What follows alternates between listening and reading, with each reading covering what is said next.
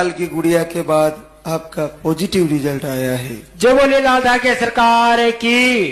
हंसा देवी सुबे सिंह जोनावास रेवाड़ी हरियाणा से हैं।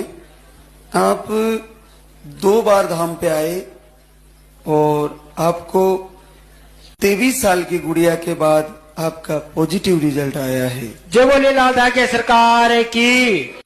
तो हंसा, ये दूसरी बार में हमने पानी वाला दिया था आपको, इसको कितने दिन लिया? ये गुरुजी जैसे बताया था वैसे ही बराबर लिया था मैंने। तो दूसरे महीने में आपका रिजल्ट आ गया? तीसरे में आए। तीसरे में आया। तो जैसे आपकी बेटी 23 साल की है तो उसके बाद अभी आया? हाँ, वो बेटा 19 साल का गया ना 1.5 साल पहले। अच्छा। उसके 19 साल का बेटा था, वो मिस हो गया, तो उसके बाद ये फिर से पॉजिटिव आया 19 साल में। हाँ, अब बेटे के बाद यही मेरा बेटा, भगवान से मैं तो वो ही चाहती हूँ कि भगवान